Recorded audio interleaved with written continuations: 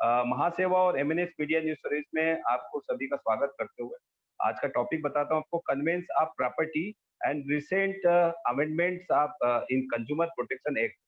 हाल ही में जो उपभोक्ता संरक्षण अधिनियम में जो प्रॉपर्टी से संबंधित क्या है और क्या बदलाव किए गए, इस बारे में विषय पर हमारे जो कीनोट स्पीकर है एडवोकेट विनोद संपत जी है। और ये बड़े ही विख्यात हैं और इस विषय का कंज्यूमर का काफी ध्यान रखते हुए आज हमारे साथ मौजूद है। उनका मैं स्वागत करता हूँ तमाम पार्टिसिपेट की तरफ से और महासेवा की तरफ से। तो अब मैं इनवाइट करूं एडवोकेट विनोद संपत जी को इस सब्जेक्ट के लिए। बड़ा ही महत्वपूर्ण सब्जेक्ट है ये, और लेकिन विनोद जी के बारे में मैं बोलूं नहीं तो ये तो गलत होगा। विनोद जी के बारे में बता दूं, he has done his graduation from the Poddar College in 1980. He has done his LLB from Siddharth College. He has authorized 46 books in cooperative housing society, transfers of flats, recovery of dues, registration and stamp duty matters. Vinod Sampat ji के बारे में बता दूं, करीबन 30 सालों का खासा अनुभव रखते हैं और बहुत से ऐसे एसोसिएशन से अटैच हैं, एसोसिएशन को एक्टिव रखे हैं सक्रिय रूप से, जो कंज्यूमर के अधिकारों को और कंज्यूमर की आवाज बुलंद करते हैं। तो मैं उनको इनवाइट करता हूं, एडवोकेट विनोद संपत जी। आखिरी में उनकी लाइन के लिए स्वागत के लिए उनके लिए वर्ड, उम्र उम्र थका नहीं सकती। विनोद जी, उम्र थका नहीं सकती, ठोकरे हरा नहीं सकती। उम्र थका नहीं सकती, ठोकरे हरा नहीं सकती। अगर जिद हो जीतने की, अगर जीत हो जीतने की, तो परिस्थितियां भी हरा नहीं सकती, परिस्थितियां भी हरा नहीं सकती। Thank you very much. स्वागत है आपका Vinod ji. Good evening friends. क्या आपने एक बात का जिक्र किया है कि 1947 में हमें इंडिपेंडेंस मिला। आज हम 2020 में है, यानी देखा जाए तो इस बात को 73 इयर्स हो गए। 73 इयर्स में 5% ऑफ द प्रॉपर्टीज इन बॉम्बे उसका कन्वेंस नहीं हुआ है।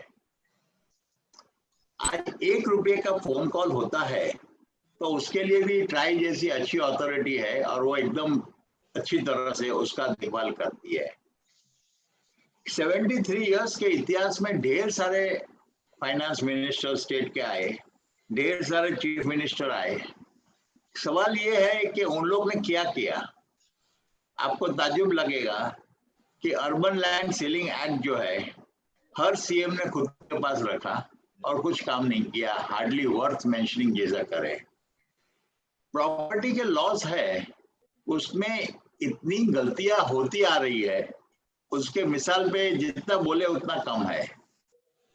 पहले के जमाने में फ्लैट जो है उसमें एरिया भी नहीं लिखा जाता। आज की डेट में कानून कहता है कि बिल्टअप एरिया जो है, स्टैम्प ड्यूटी जो है वो बिल्टअप एरिया पे लेनी है।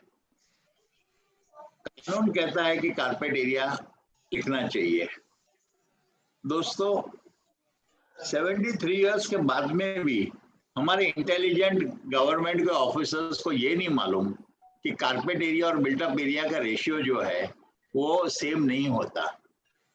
हर बिल्डिंग का कारपेट एरिया और बिल्टअप एरिया जो है उसका रेशियो अलग रहता है। कारपेट एरिया हमेशा फिक्स रहता है, पर बिल्टअप एरिया जो है बिल्डिंग से बिल्डिंग, प्रति बिल्डिंग का वेरी होगा। एक ही बिल्डर बांधेगा 2 बिल्डिंग तो उसका भी वेरिएबल होगा। उसकी वजह क्यों है? Because built up area is link to the plot. Carpet area है वो बच्चा भी मेजर कर सकता है। हमने रिपीटेडली स्टैम्प अथॉरिटीज को कहा है कि आप जो भी रेट लेते हो उसमें 20% ऐड कर दो और कारपेट एरिया पे ले लो। कारपेट एरिया सबको मालूम है पर बिल्टअप एरिया मालूम नहीं है। आपको ताज्जुब लगेगा कि जहां तक बिल्टअप एरिया का सवाल है, बिल्टअप एरिया का सवाल है, तो you will be surprise to note ऊपर कि हाईकोर्ट में गवर्नमेंट ने अंडरटेकिंग दिया था कि हम लोग जो है रेडी रेकनर के मुताबिक नहीं जाएंगे। 1993 में 28 नंबर की पिटीशन डाली गई थी, जो रिट पिटीशन 550 ऑफ 1990 में किया था। तो वहां पे गवर्नमेंट ने क्या कहा है, I just come to the relevant sentence. In view of the statement made by Shri P.B. Varale, learned government leader, appearing for respondent number 1 and 2, that the government will not use ready reckoner for calculating stamp duty. No further orders are necessary in the contempt petition. अब आप मेरे को बताइए, ऐसा कौन सा building आ गया, stamp duty की कौन सी मैटर है जिसमें रेडी रेकनर का इस्तेमाल नहीं किया गया है? जब गवर्नमेंट का जो कैजुअल अप्रोच है वो बहुत ही दुख कारक है। एग्रीमेंट का जो स्टैम्प ड्यूटी भी लेने की बारी आई, वो 1990 में उन लोग ने स्टैम्प ड्यूटी रेडी रेकनर बनाया। 1985 में स्टैम्प ड्यूटी की लायबिलिटी आई, तो 1981 में जो 47 1980 को मार्केट वैल्यू का कंसेप्ट आया, तो 47 1980 से लेके 1990 जब तक तुम्हारा रेडी रेकनर ना आया, तो आप लोगों ने वैल्यूएशन कैसे किया? तो ये भी एक सवाल है जिसका इन लोग के पास 70 mm का स्माइल के अलावा कोई जवाब नहीं रहता है। मेरा कहने का मतलब ये है कि लॉ इतना सिंपल होना चाहिए कि 1 मिनट में सबके दिमाग में आ जाना चाहिए। स्टैम्प ड्यूटी तो ऐसी चीज है कि एक मधुमक्खी जो है ना, पुराने जमाने में कहा गया था मधुमक्खी को टैक्स कैसे लेना चाहिए। राजा को उनके काउंसिल ऑफ मिनिस्टर्स ने बताया था कि जिस तरह से मधुमक्खी फूल है, फूल की खुशबू को ना बिगाड़ते हुए एक आसान तरीके से मध निकाल लेती है, उसी तरह से गवर्नमेंट को टैक्स लेना चाहिए ताकि देने वाले को भी तकलीफ ना गिरे और लेने वाले को भी रिजनेबल पैसा मिल जाए। पर अनफॉर्चुनेटली मधुमक्खी के डंक की माफी गवर्नमेंट पैसा ले रही है। उसका ताजा दाखला है ये कोविड। इतने प्रॉब्लम्स आए, स्टैम्प ड्यूटी में भी कोई कमी नहीं आई, प्रॉपर्टी टैक्स जो है गवर्नमेंट का उसमें भी कोई कमी नहीं है। कोई गवर्नमेंट डिपार्टमेंट में ऐसा नहीं कहा है कि हम लोग 25% लेस करते हैं, जबकि सबको मालूम है ये प्रॉब्लमेटिक है। जहां तक रेडी रेकनर का दाम की बात है, तो सबको, बच्चे को भी मालूम है कि कोविड आने से ढेर सारा वैल्यू कम हो गया है, पर गवर्नमेंट बोलती है नहीं, क्योंकि उनको है ना टारगेट दी है ऑफिसर्स को, और जब ऑफिसर को टारगेट मिलते हैं तो उसको कोई परवाह नहीं है पब्लिक को कितनी परेशानी होती है, रियलिस्टिक क्या है। उनको तो ब्यूरोक्रेट्स की खुश नसीब में उनको रहना है, इसलिए उन लोग ये सब चीज को इम्पोर्टेंस देते नहीं है।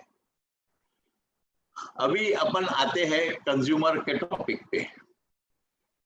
अगर बिल्डर फ्लैट आपके नाम पे देता है, उस वक्त उसने ऑक्यूपेशन सर्टिफिकेट नहीं लिया है, उसने original documents of title property की आपकी सोसाइटी को नहीं दिया है, तो आपके पास क्या क्या रास्ते हैं?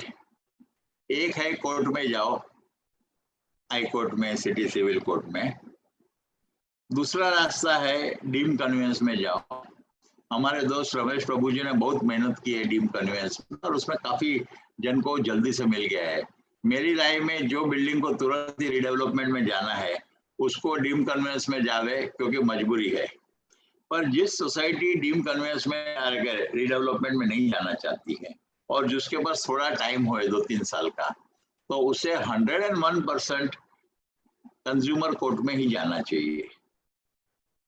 एक सवाल आप पूछेंगे, जब आप खुद बोलते हो कि थोड़ा टाइम ज्यादा लगने वाला है कंज्यूमर में, फिर आप इसकी तारीफ क्यों करते हो कंज्यूमर कोर्ट में जाना चाहिए?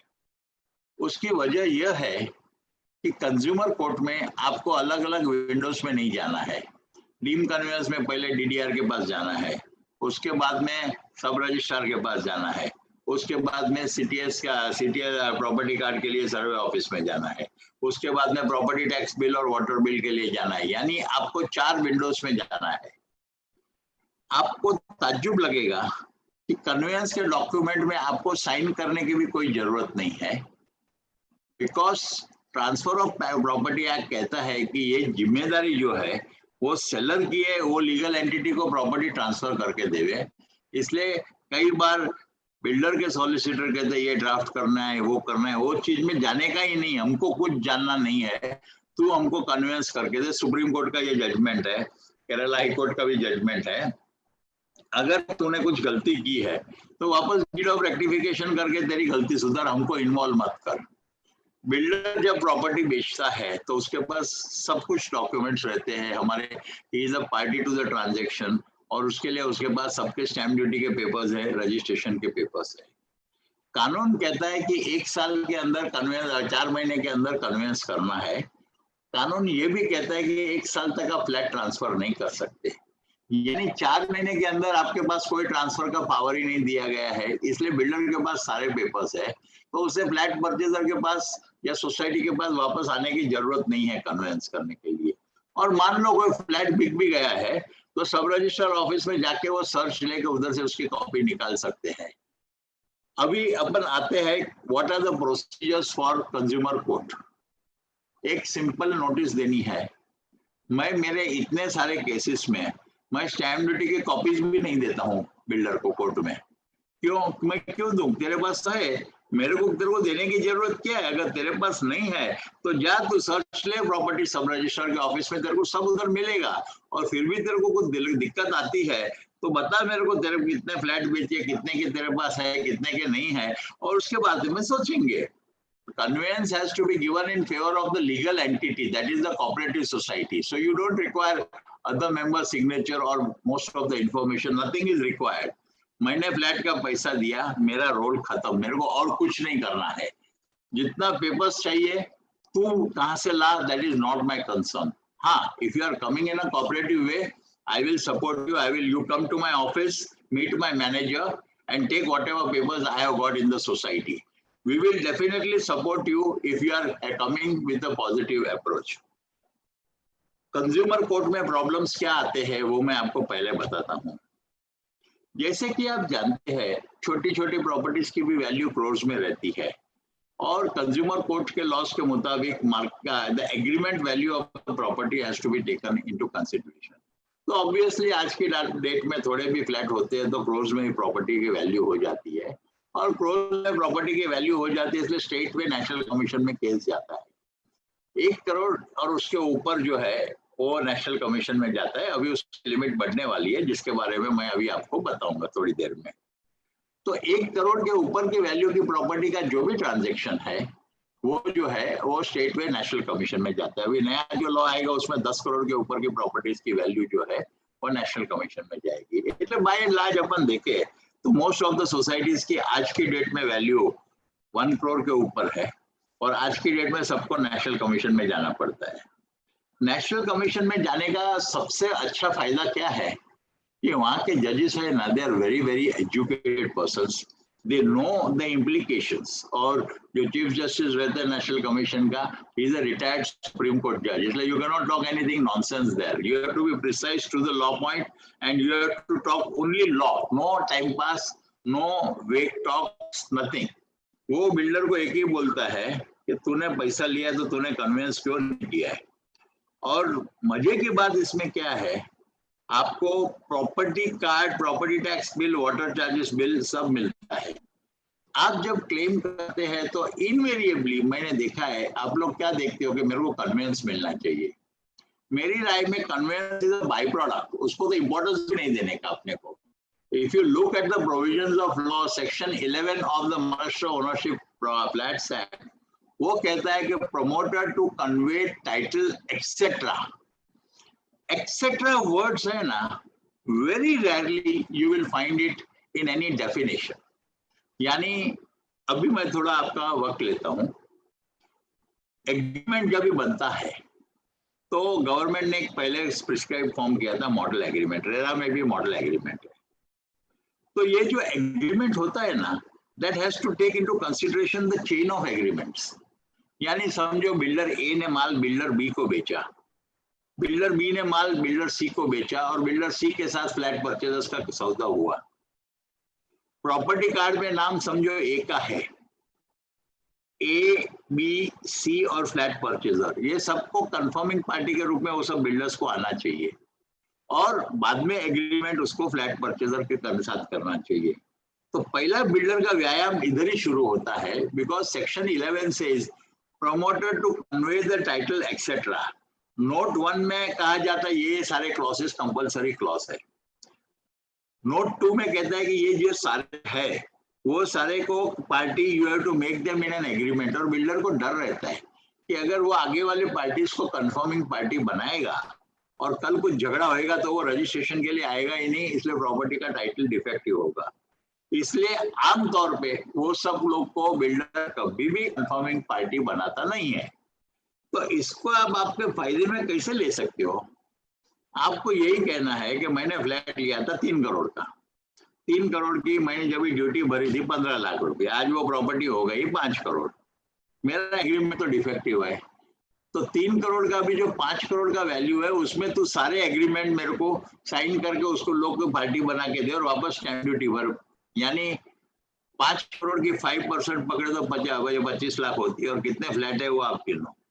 तो ये एंगल से जब आप फाइट करते हो तो बिल्डर को तो मालूम है कि अगर जितना बड़ा झगड़ा होगा उसमें उसकी इतनी लायबिलिटी आएगी। अभी समझो 20-25-50 फ्लैट रहेंगे तो आप गिन लो, मैं तो चार्टर्ड अकाउंटेंट नहीं हूँ इसलिए मुझे तो मालूम नहीं कितना कैलकुलेशन आता है, पर वो कैलकुलेशन उतना जरूर होता है कि बिल्डर का बीपी हाई होता है। और मजे की बात है आपको कुछ घुमाना ही नहीं है इसमें। ये हुई बात नोट 2 नंबर क्लॉज की। नोट नंबर 1 क्या कहता है कि there are certain clauses which are compulsory in nature, यानी उसमें एक क्लॉज ये है flat number 2, clause number 2।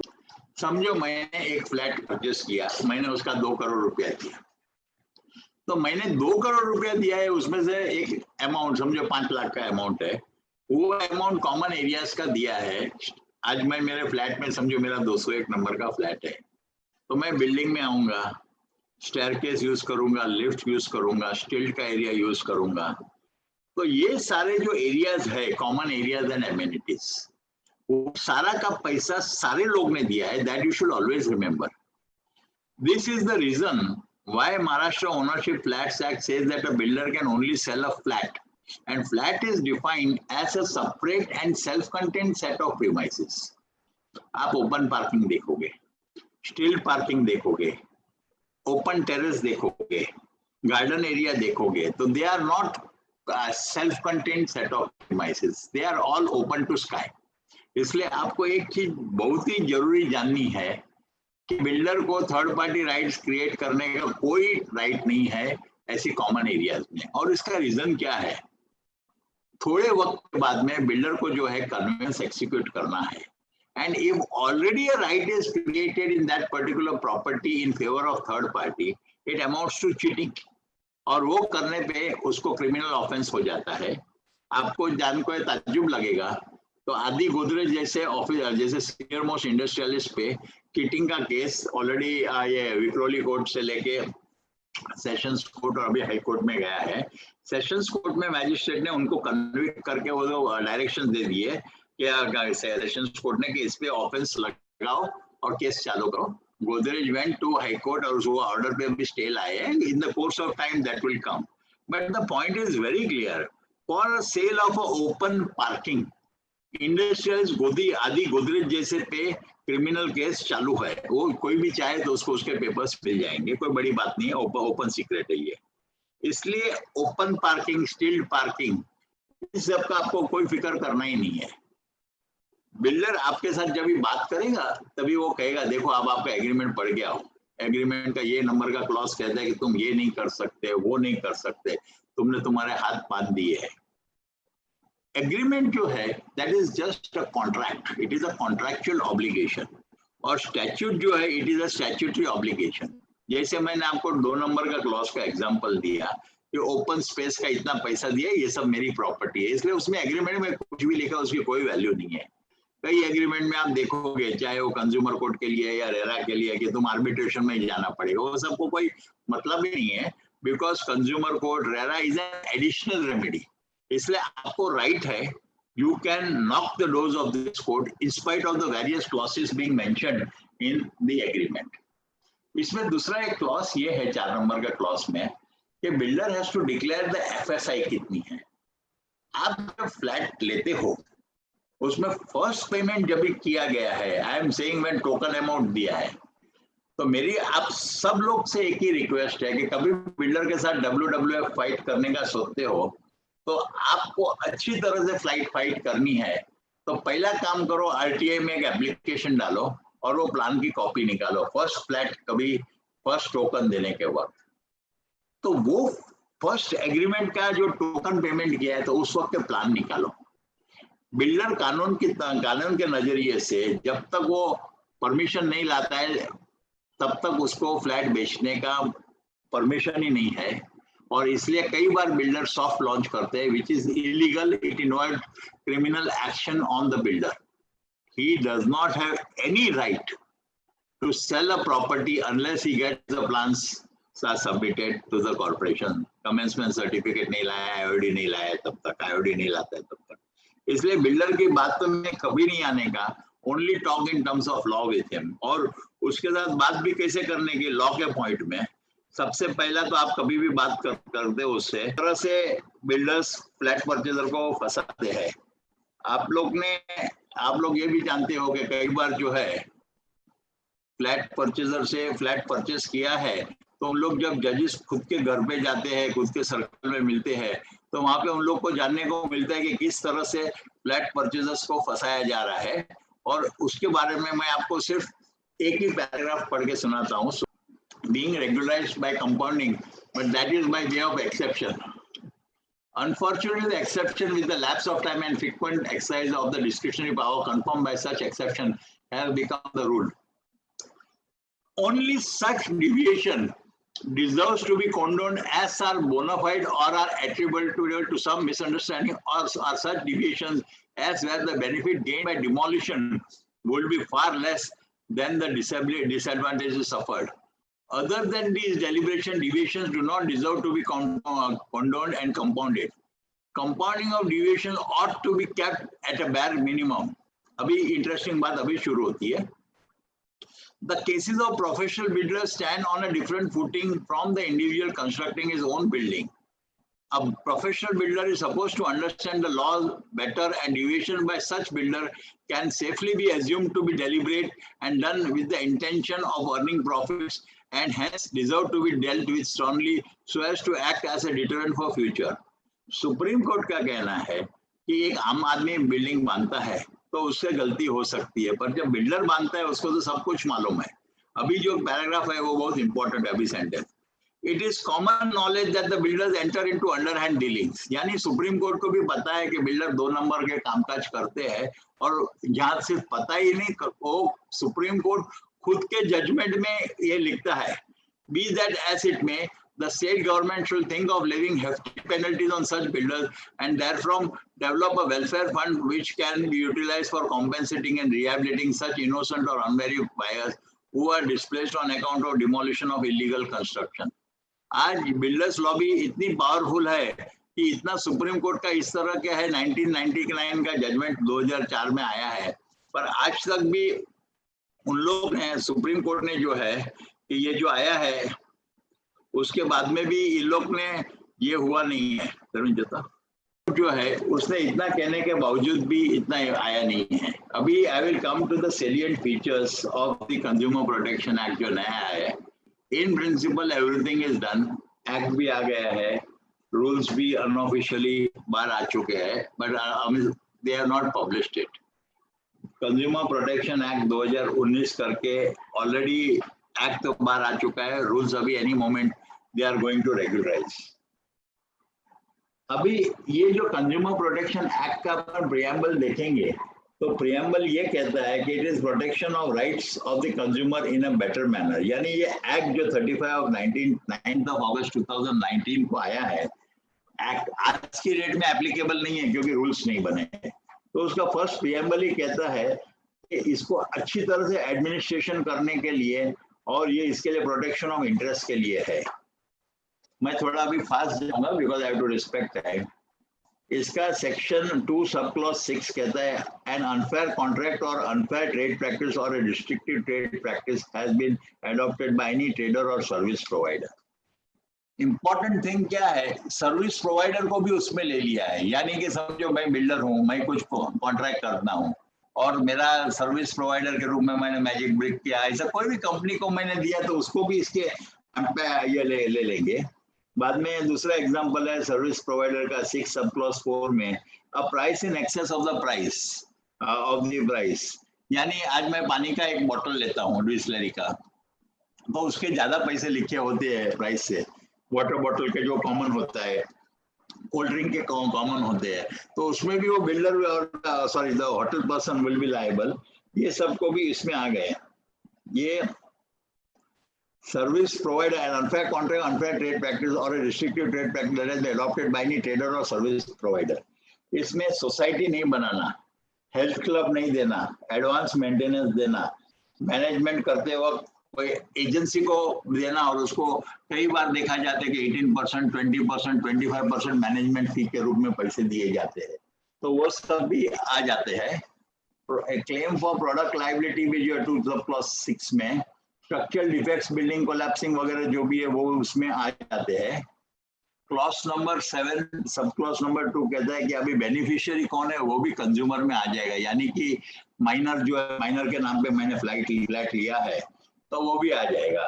Clause number 2 sub clause number 9 कहता है कि quality, quantity, potential, purity, standard and price of goods product जो है ना, प्रोडक्ट और सर्विस एज द केस में, so as to protect the consumer guide against again unfair profit resisting. इसमें क्या होता है, कंज्यूमर राइट्स इंक्लूड जो है ना, ये the rights to be protect against the marketing of goods, products और services which are handled to life and property, the right to be informed about quality. अभी क्या होता है, मान लो अमिताभ बच्चन आता है और वो कहता है कि इसका बहुत अच्छा प्रोडक्ट है और वो प्रोडक्ट का विदाउट वेरिफिकेशन वो कुछ भी कमिटमेंट करता है, तो you can drag him also in consumer court. और इसकी वजह से अभी जो भी पर्सन प्रोडक्ट को एंडोर्स करने वाले हैं, you will see a big difference. उन लोग एकदम लिमिटेड रोल में ही आएंगे और ज्यादा करके उन लोग अवॉइड करेंगे anything which will be mischievous to that particular thing. The right to be assured wherever possible access to a variety of goods, products और सर्विसेज एट कॉम्पिटिटिव प्राइस, ये भी अपना हक है। अभी कई बार क्या होता है, डेफिशिएंसी की जो डेफिनेशन है, उन लोग ऐसा करते हैं कि हम लोग राइटिंग में एक स्टैंडर्ड क्लॉज करके हमारी इतनी जिम्मेदारी नहीं है ऐसा करके लिख डालते हैं। और खास करके आपको देखने को जाएगा कि उन लोग इंफॉर्मेशन शेयर नहीं करते हैं, तो उसके लिए उन लोग ने क्या कहा है कि deliberately withholding of relevant information by such persons to the consumer, ये क्लॉज नंबर 11 में है। और दूसरा क्लॉज नंबर 11 सब क्लॉज 1 में, एनी एक्ट ऑफ नेग्लिजेंस और ओमिशन और commission by such person which causes loss और इंजरी टू द कंज्यूमर। अभी मैं आपको एक एग्जांपल, आपने एक फ्लाइट की टिकट निकाली, टिकट निकालने के बाद में पहले आपको बोलेगा आधा घंटा फ्लाइट लेट है, बाद में बोलेगा अभी 2 घंटा और लगेगा लेट, बाद में बोलेगा अभी ये फ्लाइट को हमने दूसरे फ्लाइट के साथ में मर्ज कर दी। तो ये सारी एग्जांपल्स है ना, ये इसमें बराबर फिट हो जाएंगे। यानी दे आर विथहोल्डिंग इंफॉर्मेशन। सिर्फ कंज्यूमर की व्याख्या में ऐसा नहीं है कि फ्लाइट की टिकट फ्लाइट मिलना चाहिए, पर वो इन बिटवीन पीरियड में जो इंफॉर्मेशन आपसे विथहोल्ड करते हैं वो भी इसमें आ जाती है, और उसकी वजह से उन लोग को बहुत ही परेशानी होने वाली है। ये चीटर्स है, ये बड़ी बड़ी कंपनीज भी रहेगी जो लोग they don't provide proper this thing. अभी नया जब भी कंज्यूमर प्रोटेक्शन एक्ट आया था, तभी जो धंधा करने का रीत थी वो अलग थी। जब भी कंज्यूमर प्रोटेक्शन एक्ट के वक्त पे ई कॉमर्स तो था ही नहीं, अमेजोन के ये सब कोई एजेंसीज थी नहीं। अभी क्लॉज नंबर 16 में उन लोग ने ई कॉमर्स मीन्स बाइंग और selling of goods. Normal e commerce वाले क्या बोलते हैं कि हमें कोई निस्बत नहीं, वो प्रोडक्ट बेचने वाला वो है, हम तो सिर्फ सर्विस देते हैं, हमको सर्विस का पैसा मिलता है। बट वो सब अभी चलेगा नहीं, e commerce will also be responsible. Electronic service provider को भी उन लोग ने रिस्पॉन्सिबल का means a person who provide technology और process to enable a product seller to engage in advertisement or selling goods or services to a consumer includes any online marketplace or online auction sites। कई बार property का online auction sites होता है, housing agency website में वो provide करती है, तो ये सारे भी उसमें आ जाएंगे। क्लॉज नंबर 18 है endorsement in relation to an advertisement means any message, verbal statement, demonstrations or depiction of the name, signature, likeness or other identifiable personal characters of an individual, depiction of the name। यानी जो brand endorsement करते हैं, brand ambassadors है, वो अच्छी तरह से इसमें फंस जाते हैं। उसी तरह से हार्म की डेफिनेशन है 22 में, प्रोडक्ट के बारे में, लायबिलिटी डैमेज के बारे में करते हैं। तो वारंटी जो कैंसिल होती है कि वो कंप्लाई नहीं करते हैं, उसकी वजह से इंजरी होती है या ये मेंटल एगोनी होती है, तो that amounts to breach of warranty in commercial and economical loss जो होता है वो सब उसमें लायबिलिटी आ जाती है। और अच्छा इन लोग ने ये फीचर किया है कि मीडिएशन का भी प्रोविजन रखा है। कई बार क्या होता है कि वकील लोग केस खींचना चाहते हैं, मीडिएशन दोनों पार्टी तैयार होती है तो करके उसका अच्छी तरह से सोल्यूशन आ सकता है। वो 25 नंबर की क्लॉज में दिया हुआ है। और मिसलीडिंग एडवर्टाइजमेंट का उन लोग ने डेफिनेशन अच्छी तरह से किया है। वो खुद का प्रोडक्ट गलत तरह से डिस्क्राइब करते हैं, फॉल्स उन लोग को गारंटी देते हैं और एक इस तरह की इंप्रेशन करते हैं कि नहीं इसका मतलब इस तरह से होता है। जैसे कि बिल्डर्स लाइन में अपन देखते हैं एरिया उन लोग मेंशन ही नहीं करते, बोलते ये तो सेलेबल एरिया है। कानून की भाषा में कोई सेलेबल एरिया नहीं है। आपका कोई भी कोर्ट का केस रहेगा तो आपको बोलेगा एरिया लिखा है, यानी हम तो कारपेट एरिया ही समझते हैं, क्योंकि consumer protection act talks of carpet area, और उस तरह से ही आपको क्लेम डालना है बिल्डर पे। प्लस उन लोग कई बार मजे की बात देखो, अपन पैसा देते हैं सुपर बिल्टअप पे, एग्रीमेंट में लिखा जाता है कारपेट, और बीएमसी खुद पैसा लेती है बिल्टअप एरिया पे। प्रोडक्ट की लायबिलिटीज जो है वो 33 में डिफाइंड है। उसमें कई बार बिल्डिंग में जो देते हैं product means any article of goods और सब्सटेंस और रॉ मटेरियल और any extended cycle of such products which may be gaseous, liquid or solid state and possessing intrinsic value which is capable of delivery easily or as a whole assembled component unit, और product liability 34 में। अभी आप flat देखते हो तो अभी नया trends कैसा है कि ग्लास फैसाड के बिल्डिंग देते हैं। ग्लास फैसाड बाहर से देखने में बहुत अच्छे दिखते हैं, पर जो लोग ये चीज के बारे में जानकारी जानते हैं उनको मालूम है कि ग्लास फैसाड का बिल्डिंग में it requires a very high level of work, और वहाँ जहाँ तक वो कंप्रेस करना पड़ता है वो फैक्ट्री में किया जाता है। अभी पैसे बचाने के लिए बिल्डर लोग क्या है साइड पे आके कर देते हैं। आपकी ग्लास फैसाड बिल्डिंग है, मान लो 30वां माले पे आपका ग्लास लगाया है, तो 30वां माले पे जो ग्लास लगाया है उसको कांस्टेंट हवा उतनी आ रही है कि छोटा सा भी 0.001 मिलीमीटर का भी डिफरेंस के कुछ आ जाता है तो उसमें वो ऊपर से 25-30वें माले से वो ग्लास नीचे गिरने के चांसेस होते हैं। और अभी भी मेरे को ऐसा बताया गया है कि आईसीसी बिल्डिंग में ऊपर के माले से ग्लास फैसाड नीचे गिरा है। अभी मोस्टली गिरा ही है, उसमें कोई डाउट नहीं है, पर मान लो आप नीचे चल रहे हैं और ऊपर से कुछ इतने फ्लोर से कुछ नीचे गिरते हैं, भगवान ना करे आप नीचे है तो आपकी क्या पोजीशन, कितना बड़ा एक्सीडेंट हो सकता है। तो अभी ये सब चीज भी जो है वो अच्छी तरह से आ जाएगी उसमें। वो प्रोडक्ट मैन्युफैक्चर में प्रोडक्ट के बारे में assembling part, design, fabrication, product, ये सब उसमें डेफिनेशन में आ जाएंगे। सेक्शन 42 भी दिया गया है सर्विस को का क्या कहा जाता है। उसमें सारी banking, finance, insurance, transport, processing of electrical material, telecom, construction, entertainment, amusing, ये सारी सर्विसेज को उन लोग ने कवर कर लिया है। अनफेयर ट्रेड कॉन्ट्रैक्ट को 46 सेक्शन में दिया गया है। बिल्डर कोई भी तरह से गलत बात लिखता है या गलत बात करता है या फॉर एग्जांपल आर्बिट्रेशन, उसका कोई मतलब ही नहीं रहता है। बाद में अभी जो प्रॉब्लम्स आ रहे हैं तो सेक्शन 3 में उन लोग ने एडवाइजरी काउंसिल रखा है। एडवाइजरी काउंसिल से क्या होता है, सेंट्रल प्रोटेक्शन काउंसिल है, their role is in the nature of advice देने का, यानी अपनी भाषा में कहे तो मिनिस्टर विदाउट पोर्टफोलियो, खाली जो है वो बैठे है गवर्नर के माफिक, उसको बहुत पावर है, दे कैन रेकमेंड।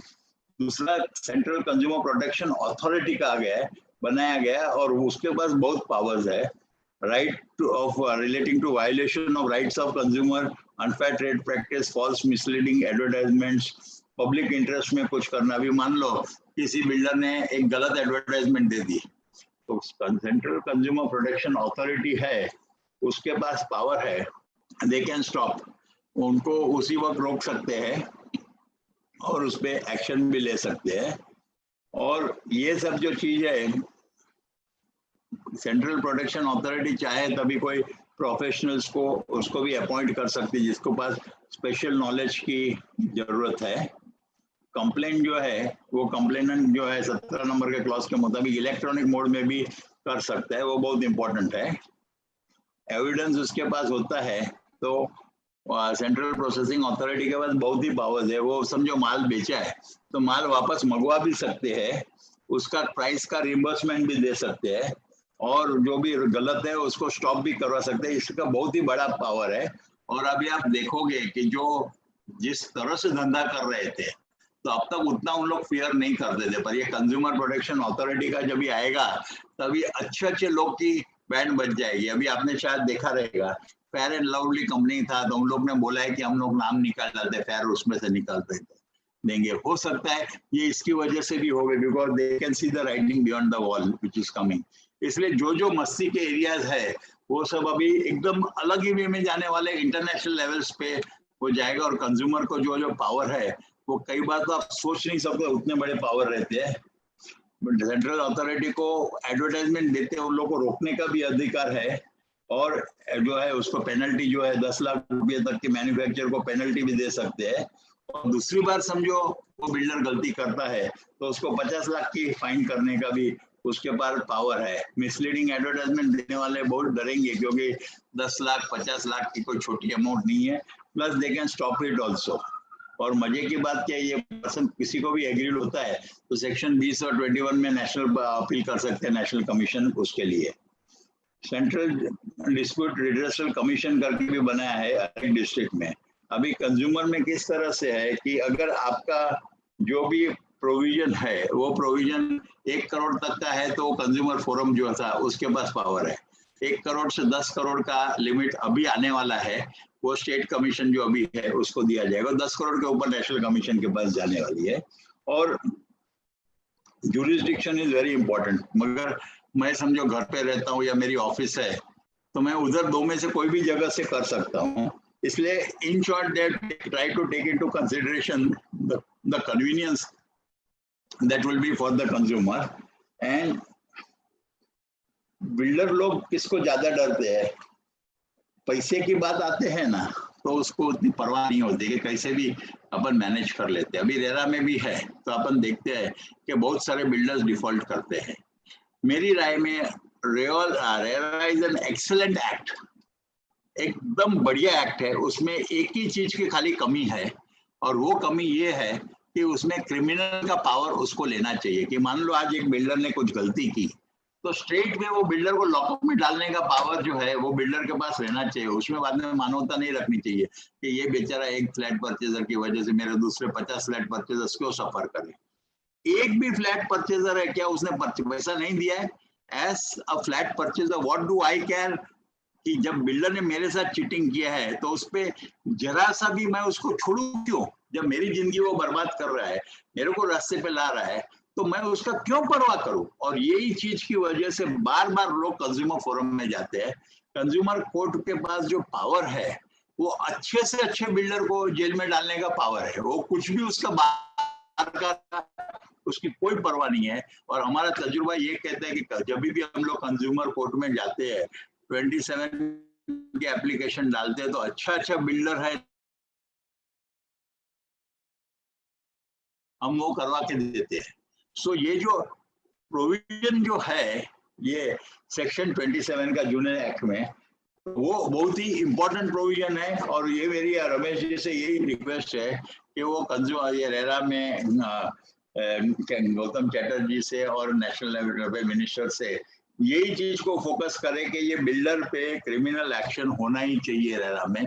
और एक बार रेरा में हो जाएगा तो बाद में रेरा को कोई ताकत नहीं है कोई उसको अटकेंगे। अगर आपने देखे रहेंगे ऑर्डर्स फोरम का ये रेरा के ऑथोरिटीज के by and large it has been seen that time and again the orders are tilted in favour of builder. पर मजा क्या आती है कि एक बार वो बिल्डर की फेवर में ऑर्डर दे भी देवे तो पार्टी अपील में जाती है, और जब अपील में जाती है तो उन लोग उसको फ्रैक्शन ऑफ अ सेकंड में रिवर्स कर डालते हैं, जैसे कि आईसीसी का ऑर्डर का केस में हुआ था और ढेर सारे ऑर्डर्स हुए हैं। इसलिए as once an order comes from the appellate authority it becomes a landmark thing। also slowly RERA के जो है लूपहोल्स प्लग हो रहे हैं। But the real fun of RERA, respect for RERA is not there today because वो एक order दे देता है, वो इज अ पेपर टाइगर। वो ऑर्डर आज आके ढेर सारे ऑर्डर है जो पास हो चुके हैं पर उसका implementation is a big zero. और वो इम्प्लीमेंटेशन क्यों बिग जीरो है कि यहाँ से तुम जाओ कलेक्टर के पास, कलेक्टर भेजेगा तहसीलदार के पास, तहसीलदार के बोलेगा मेरे पास टाइम नहीं है, कलेक्टर बोलेगा मेरे पास टाइम नहीं है, और उसमें 2-3 साल निकल जाते हैं और ultimately public have got short memory. But अगर आज मैंने रेरा में ऑर्डर पास किया और कल से मेरे पे क्रिमिनल एक्शन लग जाए तो मैं ऑटोमेटिकली उसका कुछ भी रास्ता निकालूंगा। And that is the most important thing where the consumer act is a winner. अच्छे बिल्डर्स को उन लोग बोलते हैं, you can see in the court hearing also. मैं आपसे रिक्वेस्ट करूंगा कि सेक्शन 27 के थोड़े हियरिंग आप अटेंड करो अच्छा बिल्डर गाइड बन के उधर आते हैं कि वो उसका कुछ चलता ही नहीं है उधर, मैं ऐसा बोलूं तो भी चले, because they know it, they are just going to put them behind bars. और कोई कोई जग तो इतने स्ट्रिक्ट है कि वो बोलते हैं कि नेक्स्ट टाइम के तक ये तो सॉल्व करके ला, otherwise we are sending you, will be sending you straight away for imprisonment. This is the fun of consumer protection act. जब तक आप देखोगे नहीं तब तक आप मानोगे नहीं। That is what my submission है। सेकंड जो है ना, best feature of consumer protection act is कि आपको इंटरिम में इंटरिम बेनिफिट्स मिल जाते हैं और एकदम जो है वो तुरंत ही हो जाते हैं। इंटरिम रिलीफ जो है ना, क्लॉज नंबर 38B में आ जाती है, 38(2)B में आपको इंटरिम रिलीफ मिल जाती है। That is very very important. आगे क्या था, रिव्यू जो है वो हायर कोर्ट में जाना पड़ता था, अभी वही पावर जो है लोअर कोर्ट को भी दिया गया है। अभी पहले मैक्सिमम कॉम्पेंसेशन देने का था, अपील करना तो 25,000 था, अभी 50% ऑफ द पैसा जो है उनको भरना पड़ता है। कंज्यूमर फोरम की मैंने लिमिट आपको बता दी। वो ऑर्डर्स को जो अपील करना है अंडर सेक्शन 58 30 दिन के अंदर करना है। सेक्शन जो 25-27 के पावर अभी सेक्शन 71 में दिए, बट ये क्रिमिनल का पावर है, इट्स अ मास्टरपीस। और उसमें जो है वो एकदम अच्छी तरह से जो है, और उसकी वजह से अच्छे बिल्डर्स को जो मैंने बताया वो उन लोग आ जाते हैं। और कोई जो ऑर्डर नहीं मानता है ये सेंट्रल अथॉरिटी ने किया हुआ, तो उसको 6 महीने तक की जेल की सजा और 20 लाख की फाइन का भी प्रोविजन है। तो ये खास करके मिसलीडिंग एड्स वाले हैं, उन लोग उससे बहुत डरेंगे, ये मेरा मानना है। आपको एक बात का और ख्याल रखना है, that this remedy is in addition to the existing remedy। तो आपको स्ट्रेटेजी कैसे करनी है वो मैं आपको एग्जांपल देता हूँ। एक बिल्डिंग है, बिल्डिंग नहीं बनाए तो एक जन को रेरा में बेचने का, एक जन को कंज्यूमर में बेचने का, एक जन को हाईकोर्ट में बेच देने का। ये तीनों बाजू से तीनों कोर्ट उसकी बैंड बजाएगी, क्योंकि बिल्डिंग बांध देंगे तो 5वां माला के बाद में 10वां माला तो बांध नहीं सकते, they have to go in total construction. तो ये अपने को 100 नंबर का क्लॉज में, it is an additional remedy that is very very important from that point of view. ये मैंने आपको ब्रीफ प्रोविजन दिए। Now I will take you to the power point presentation. Power point will go fast. ये जैसे मैंने बताया, ये preamble इसका कहता है, अभी ये जो है 9 अगस्त का ये आया हुआ है, but still it will take some time to come. मनफाए से गलत कॉन्ट्रैक्ट बना देते, वो नहीं चलेंगे। नए फीचर्स में अभी ई कॉमर्स है, रेगुलेटर जो है वो उन लोग के पीछे बराबर तरह से लगेंगे, और जो नए टेलीकॉम हाउसिंग जो है ये सबको पकड़ेंगे। अनफेयर के जो है कई तरह के, वो मैंने बताया आपको, failure to issue bill receive, कैसे कोई भी चीज में उन लोग ने अनफेयर किया है तो आ गया फंस जाए, इसके जैसे बात है, उन लोगों का कुछ चलेगा ही नहीं। वो जो नए फीचर्स जो है ना, सिलेक्शन कमिटी वो जो सब उससे देगा, ये लिमिट का जुरिस्डिक्शन का मैंने बताया। ये अभी now will focus on the amendments related to real estate. अक्का एग्रीमेंट को भी कर सकते हैं और पार्ट को भी कर सकते हैं। डिपॉजिट फॉरफीचर्स जो है उसको, सेल का भी है ना, विद इन 15 डेज वो रिफंड पॉलिसीज जो है, डिडक्शन सेलर को जो गलत बात होगा तो पैसा वापस दे देने का, वो सब दिया गया है। हर एक चीज का उन लोग को क्लैरिफिकेशन करना पड़ेगा, एंड वो क्लेम में है वो सब लोग को बराबर की तरफ से लेकर जाएगा। एस्टेट एजेंट कुछ भी बोलेगा तो वो भी फंस जाएगा उसमें। एग्रीमेंट भी जो है वो प्रोविजंस के लॉ के है, वो सब कंप्लाई करना पड़ेगा, उसके सामने भी एक्शन हो जाएगा। वो कोई भी कोई इसका एडवांटेज लेना चाहते हैं, वो एवरीथिंग हैज टू बी, वो जो भी है clauses has to be simple and should be जो है that simple way it has to come. False representation brochure जो है वो सब भी करेंगे तो वो भी उसमें फंस जाएंगे। ये मैंने शॉर्ट में आपको प्रेजेंटेशन जो दिया है, शुड दैट बी डन।